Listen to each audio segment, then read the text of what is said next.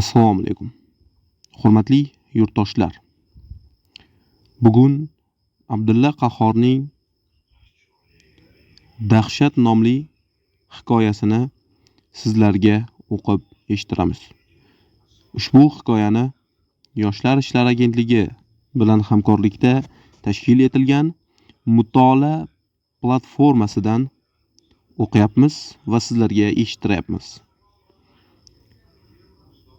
Agar eshitishni boshlagan bo'lsangiz, iltimos, hech kim xalaqit bermaydigan joyda o'tirib tinglang va suratlardan ham zavq oling. Biz boshladik. Abdulla Qahhor Dahshat hikoyasi. Mutolaa, Toshkent, 2024. Xotin qizlarning burun zamonda ko'rgan kunini bilmaysizlar. Qizlarim aytgan bilan ishonmaysizlar. To'raxon oyi. Yaqin 2 haftadan beri ko'z ochirmayotgan kuzak shamoli yaydoq daraxtlar shoxida chiyillaydi, g'uvillaydi. Tomlarda vishillaydi. Yopiq eshik va darchalarga bosh urib uf tortadi. Bunday kechalarda odamzod qo'ymijoz g'uj bo'lib va nimanidir kutib jimgina o'tirishni xohlab qoladi. Olimbek Dodxonning 8 xotini katta kundosh Nodirmoh begimning uyiga yig'ilib, sandal atrofida o'tirishar edi. Dodxo har kecha taroveh namozidan keyin halqaga qolar edi. Bu kecha erta qaytdi.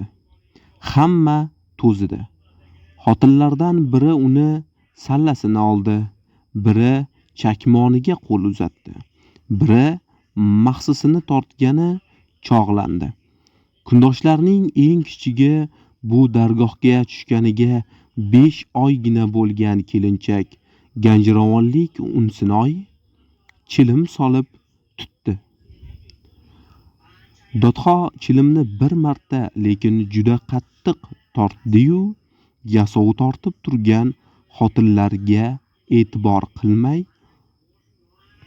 to'rga o'tdi va darchani jindakkina qiya qilib bir ko'zi bilan tashqariga qaradi. Shamol goh och bo'riday uvillar, goh o'lim changaliga tushgan mushukday pixillar, vag'illar, hech narsa ko'rinmas edi.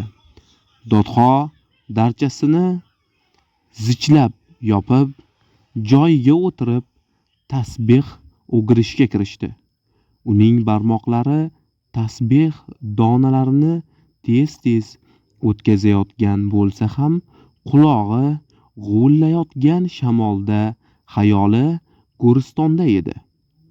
Hozir Go'riston qanaqa vahimali bo'lsa ekan. O'zbek Go'ristoni o'zi xunuk. Buning ustiga Go'riston haqida aytilmagan xunuk gap, to'qilmagan vahimali mish-mish qolmas. Haqiqatan bunday kechalarda Go'riston esiga tushgan har qanday odam, ayniqsa Dodxo singari payg'ambar yoshidan oshib kafalligini sandiqqa solib qo'ygan kishi o'lishdan ham ko'ra Go'ristonda yotishini o'ylaganida tiligacha sovuq ter chiqaradi. Dodxo boshidan Go'riston xayolini chiqarib tashlash uchun tasbihini qo'yib, undan bundan gapirgan bo'ldi, lekin hech kim bu gaplarga gap ulamadi. Shamol bir xuruj qilganida nimadir keltirib darchaga urdi. U narsa darchani tirmalaganicha sindirilib pastga tushib ketdi. Hamma o'tirgan yerida go'yo bir qarich cho'kkanday bo'ldi va tin olmay bir-biriga qaradi. Dodxo xotinlarga ulardan ham ko'ra o'ziga taskin berish uchun o'rnidan turib, darchaning bir tomonini ochdi. Darchadan kirgan shamol osma chiroqni lipillatdi, tebratdi. Dodxo pastga qaradi va suyunib ketganday, bo'yda ekan, dedi va darchani yana zich yopib joyiga o'tirdi. Bo'yra odatda tobutga solinadigan bo'lganidan Dodxoning ko'z oldiga odamlarning yelkasida lapanglab ketayotgan tobutni keltirdi. Tobut esa yana Go'ristonni eslatdi. Go'riston haqida bolaligidan qulog'ida qolib ketgan vahimali gaplarni, hodisalarni jonlantirib yubordi. Dodxo bu xayollarni yengish uchun Go'riston vahimalaridan o'zi so'z ochdi va ikki og'iz gapining birida o'zining dovyurakligini xotinlariga ulardan ham ko'ra o'ziga pisanda qila ketdi. Gapdan gap chiqib, Nodirmoq begim bir voqeani aytib berdi. Bola edim. Rahmatli dadam gap yer edilar. Bir mehmonxona yigit mana shunaqa shamol kechasi ekan. Hozir kim Go'ristonga borib Asqar Ponsodning go'riga pichoq sanchib keladi degan gap bo'libdi. Shunda bir kishi pichog'ini qinidan sug'urib, men sanchib kelaman debdi. Bitta qo'ydan garov bog'lashib yo'lga tushibdi. Jo'ralari hali kutishar emish, yo'q. Hali kutishar emish, yo'q. Tong otibdi. Uyda ham yo'q emish. Go'ristonga borib qarashsa, Asqar Ponsodning go'ri oldida o'lib yotgan emish. Bechora go'rga pichoq sanchganida etagini qo'shib sanchgan ekan. Qaytay desa, etagidan birov tortganday bo'lganda. Hammaning eti jivillashib ketdi.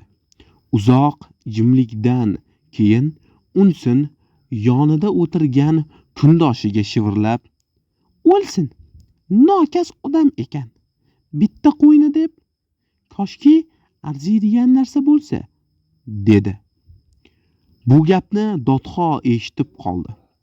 Uning nafsoniyati qo'zg'adi. Dodxoday odam Go'riston deganda tizzasi qaltirasa, birov olamga podsho qilaman degan taqdirda ham bormasa, borolmasa-yu, bu qiz mushtday boshi bilan arziydigan narsa bo'lsa, men boraman desa. Dodxo g'ashi kelib Unsinni masxara qildi.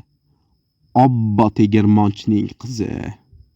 Bitta qo'yni nazarlari ilmaydi-da. Nechta qo'y bo'lsa arzir edi. Sen o'zing 10 ta qo'y bersam, pichoq sanchib kelasanmi? 100 ta qo'y, davlatimning yarmini bersam, borasanmi? Unsinoy bozvantidagi tangalarni o'ynab, menga davlat kerak emas. Davlat kerak bo'lsa, borar edim, dedi. Bu gap Dodxoga tegib ketdi. Nima kerak? Unsin indamadi. Dodxoning savoli javobsiz qolishi mumkin emas edi. Shuning uchun bittasi gunoh qilsa, hammasi baravar kalta kiydigan kundoshlar Unsinni turtkilashdi. Javob bersang-chi, tildan qoldingmi? Yonida o'tirgan kundoshi tirsagi bilan biqiniga 2-3 turtgandan keyin Unsin boshini ko'tarib, balo qazoday tikilib turgan Dodxoga bir ko'z tashladi-yu, yana boshini egib, lekin dadil javob berdi. Javob bersangiz, Ganjiravonga ketsam, bitta go'rga pichoq emas, 10 ta go'rga 10 ta pichoq sanchib kelaman, dedi. Uning maqsadini kundoshlar darrov fahmlashdi. Lekin Dodxo bunday gapni sira kutmagani uchun yanglish tushundi. Tag'in nima qilasan Ganjiravonda? Borib kelganingga 2 oy ham bo'lgani yo'q-ku. Nodirmoq-begim sandal ichidan oyog'ini uzatib Unsinning boldirini chimchiladi. Ko'zi bilan "Xayriyat, tushunmadi, bas qil, gapirma" deb ishora qildi. Biroq Unsin jonidan kechgan kishining shijoati bilan Dodxoga tik qaradi. "Yo'q, men butkul ketsam deyman. Javobimni bersangiz demoqchiman." Gapni aytgan Unsinu boshqalar o'tirgan joyida yerga qapishib ketdi. Biroq Dodxo hammaning kutganiga qarshi qo'liga qamchi olib Unsinni "Qayaring qichidi"ga solmadi. Aksincha, zaharxanda bilan bo'lsa ham muloyim gapirdi. "Shunaqami? Xo'p, mayli. Aytganing bo'la qolsin", dedi va bir oz o'ylab turib g'ijinganini yashirolmay ilova qildi. "Lekin Go'ristonga pichoq emas, qumg'on olib borasan. On hazratim sag'anasi oldida qumg'on qaynatib, bitta choy damlab kelasan. Maylimi?" Mayli", dedi Unsin, ko'zlari javdirab. "Lekin lafzingizdan qaytmasangiz." Dodxoning dami ichiga tushib ketdi. Bir gadoyvachchaning bu dargohdan ketishga oshiqishi unga haqorat bo'lib tushdi. Endi Unsinni tilab olish uchun biron so'z aytishga hech kim, hatto Go'ristondan uning o'ligi kelishiga ko'zi yetib ichida faryod chekayotgan Nodirmoq-begim ham jur'at qilolmay qoldi. Dodxoning oppoq uzun soqoli tovushi titradi. "Xo'p, lafzimdan qaytmayman. Mana, xotirjam bo'l. Men hozir seni bir taloq qo'ydim. Qaytib kelganingdan keyin 3 taloqsan. Bor, qumg'onni ko'tar." Unsin Dodxodan darrov yuzini berkitganicha chiqib ketdi. Nodirmoq-begim qo'lidan boshqa ish kelmagandan keyin hech bo'lmasa Unsinning yuragiga quvvat bo'ladigan 1-2 og'iz so'z aytish maqsadida ketidan chiqmoqchi bo'lgandi. Dodxo xo'mrayib joyiga o'tkazib qo'ydi. Kundoshlar bitta oyoq uchida yurib chiqib ketishdi. Unsin uyiga kirdi, paranji chimmatini yopindi, qumg'onga suv to'ldirib, choynakka choy soldi-yu jo'nadi.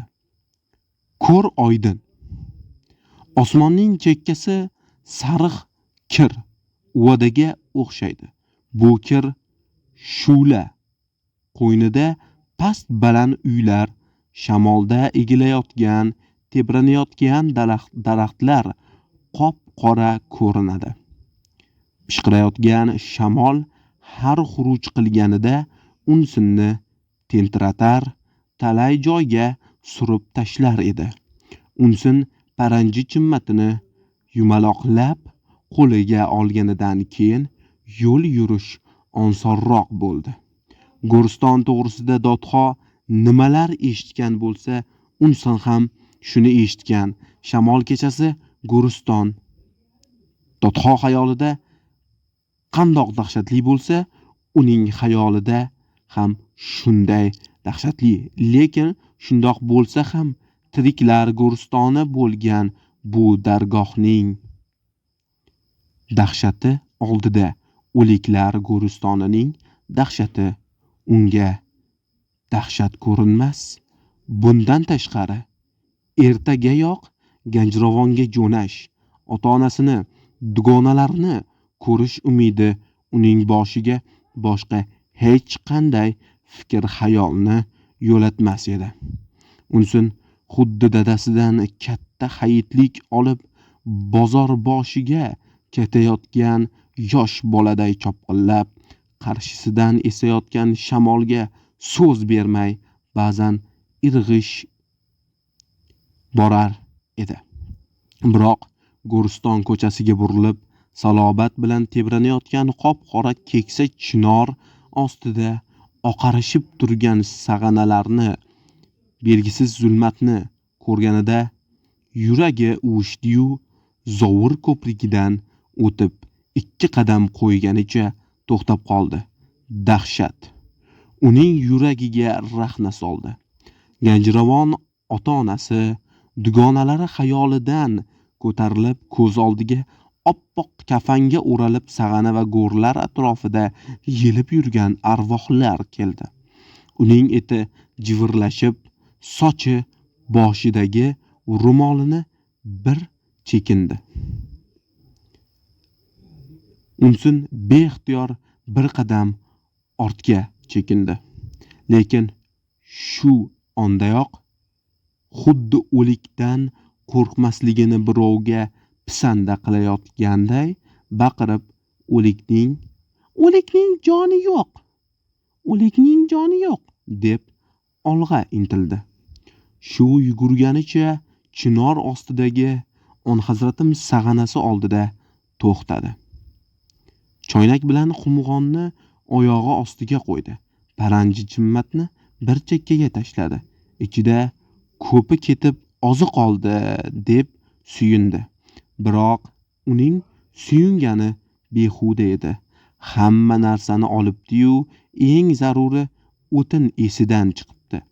Har sag'anadan bir qo'l, har go'rdan bir tovush chiqishini kutib o'tin qidirish vahimasi uning yuragiga yana rahna sola boshladi.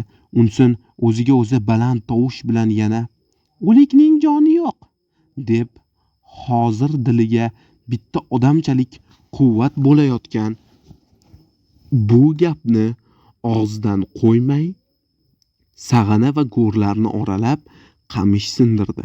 Yantoq giyoh yuldi.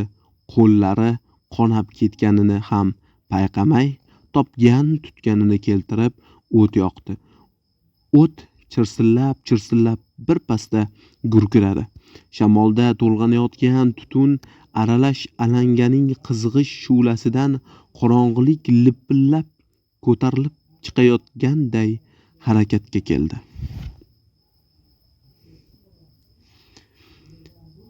Unsin yana o'tin qidirdi.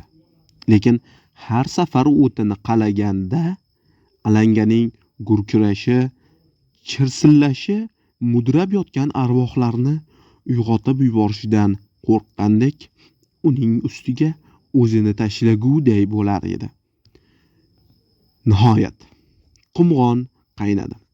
Unsin naridan beri choy damladi.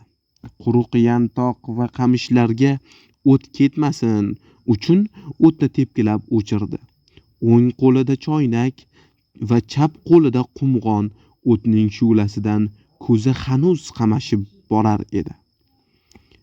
Bir joyda yer o'pirilib, chap oyog'i taqimigacha botib ketdi va oyog'ining uchi yumshoq bir narsaga tekkanday bo'ldi. Unsin boyagi gapni duoday tez-tez qaytarib, qo'rquvni o'ziga yo'latmayotgan bo'lsa ham ko'ngliga o'likning qornimikin degan gaplar keldi-yu, yuragi orziqib oyog'ini darrov sug'urib oldi va chuqurdan qolgan bir poy kavushini olgani yurak qilolmay mahzchan ketaverdi. Unsin bir necha qadam bosganidan keyin paranji chimmati sag'ananing oldida qolganini eslab to'xtadi. Lekin qaytib borgani botilolmadi. Hozir qaytish emas, qayrilib qaragani ham yuragi dov bermas, nazarida hamma o'liklar sag'analardan, go'rlardan boshini chiqarib ketidan qarab turganday edi. Unsin nima qilishini bilmay turib qoldi. Shu asnoda kattakon bir sag'ananing ichidanmi, naryog'idanmi allaqanday bir tovush eshitildi-yu, xayal o'tmay nimadir kelib Unsinning yelkasiga minib oldi. Aftidan bo'g'moqchi bo'lib qo'l uzatdi. Unsin ko'kragiga nihoyatda og'ir bir narsa bilan urilganday ko'ngli ozib tentirab ketdi-yu, yiqilmadi, lekin oyoq uzra turib hushdan ketdi. Oradan qancha vaqt o'tganini bilmadi. Ko'zini ochib qarasa, jonivor yelkasidan tushibdi. Emaklab boyagi sag'ananing orqasiga o'tib ketdi. Unsin qo'rquvdan telba bir arvohdan bo'lsa ham fahmladi. Maymun, dodxoning maymuni. Maymunni dodxoning o'zi olib kelmagandir, birovdan berib yuborgan. Dunyoda dodxoday berahm odam yana bor ekanmi? Unsin yelkasiga maymun mingan daqiqada naqadar qo'rqqan bo'lsa, hozir shu qadar tinchidi. Xotirjam bo'ldi. Demak, qandoq berahm bo'lsa ham shu atrofda odam bor. Unsin Go'ristondan chiqib katta yo'lga tushib oldi. Yarim yo'lga borganida chap qo'liga qattiq og'riq kirganini sezdi. Og'riq qumg'onni eslatdi. Chap qo'lida qumg'on bor edi. Qani? Unsin bir to'xtadi-yu, choynakni ikkala qo'li bilan bag'riga bosib darmoni yetguncha jadalladi. Tushida yugurganday uning yo'li ko'paymas, ikki oyog'i gavdasidan keyin qolar. Qo'lidagi choynak tobora og'irlashib borar edi. Unsin Nodirmoh begimning og'ir eshigini zo'rg'a ochdi. Ostonadan o'tib bir necha qadam bosganidan keyin holdan toyib cho'kkaladi va ne mashaqqat bilan intilib jo'mragidan choy oqib bug'lanayotgan choynakni sandalning bir chekkasiga qo'ydi. Umrlik orzusi ushalganday hordig'i chiqib o'zini yerga tashladi. Sandalda o'tirib pinakka ketgan dodxo uyg'onib tamshandi. Boshini ko'tarib Unsinni ko'rdi-yu, jon berayotibdi deb o'yladi. Shekilli ko'zlari olaydi. Undan ko'zini olmay sekin o'rnidan turdi. Xuddi o'lim xavfidan qochganday bir irg'ib sandaldan oshdi-da, o'zini eshikka urdi. Unsin hushdan ketgan ekan.